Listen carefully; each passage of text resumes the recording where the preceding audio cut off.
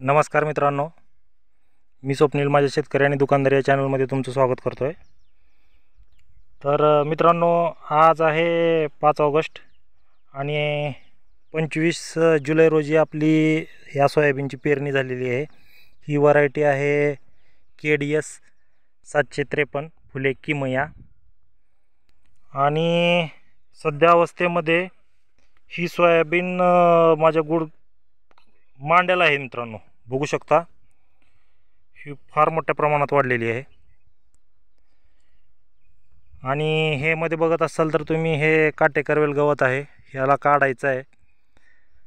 आणि तर मित्रांनो, आज जो व्हिडिओ बनवायचा उद्देश होता की सोयाबीनमध्ये युरिया द्यावा अथवा न द्यावा पेरणीनंतर।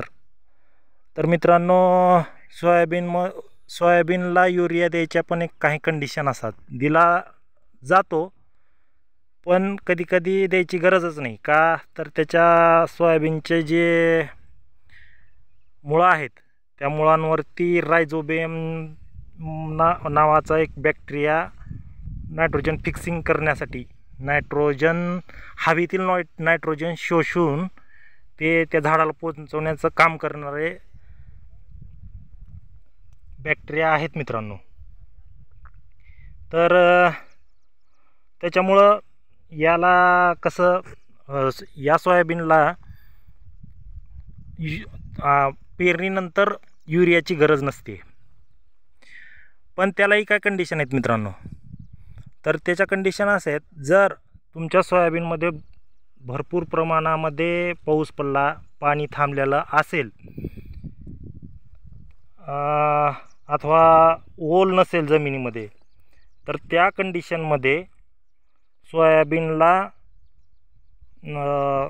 समजा अतिवृष्टी झाली तर त्याला वाफसा नाही, आणि वाफसा नसेल तर ते बॅक्टेरिया मरतात मित्रांनो।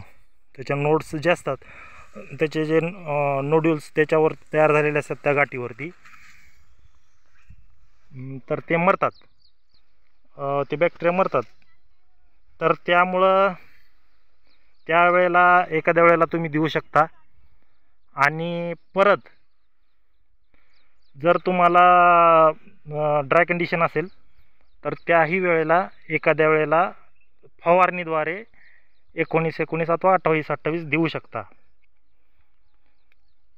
अथवा गरज नाही। मित्रांनो, आज आपल्या सोयाबीनला आपण पहिल्या पेरणीच्या वेळेला, ज्यावेळेला तुम्ही पहिले जुने व्हिडिओ बघितला असाल, तुम्ही माझे फॉलोअर्स असताल तर लक्षात आला असेल, माझ्या पहिल्या पेरणीच्या वेळेलाच मी सोयाबीनला खत दिलेलं आहे, तेही 20-20-0-13 एकरी 1 बॅग। त्याच्यानंतर मी कुठलाही, आणि पहिल्या फवारणीमध्ये 19-19, तेही ड्राय कंडिशन होती मित्रांनो, 1 महिन्याचा भयंकर मोठा गॅप होता। त्याच्यानंतर मी याला सेकंड स्प्रेचा व्हिडिओमध्येही तुम्ही बघितला असाल, यामध्ये मी कुठल्याही प्रकारचा खत घेतलेलो नाही आणि ही सोयाबीन अशा रीतीने वाढलेली आहे मित्रांनो। तर याची जास्त व्हेजिटेटिव्ह ग्रोथ करण्यात अर्थ नाही मित्रांनो, आणि प्लस परत ही सोयाबीन आणखी वाढणार आहे मित्रांनो। ही बघू शकता, आता ही फ्लॉवरिंग सुरू झालेली आहे आणि हे आणखीन ते फांद्या अथवा फुलं काढतच आहे। तर त्यामुळे मित्रांनो, उभ्या सोयाबीन पिकामध्ये युरिया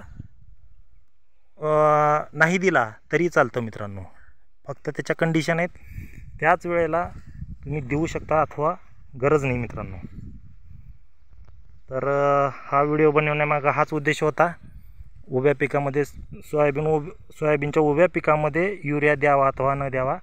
काही जणांनी मला प्रश्न केलेला होता, तर मी तेच सांगण्यासाठी हा व्हिडिओ बनवलेला आहे मित्रांनो। व्हिडिओ आवडला असेल तर लाईक करा, शेअर करा आणि सबस्क्राईब करा।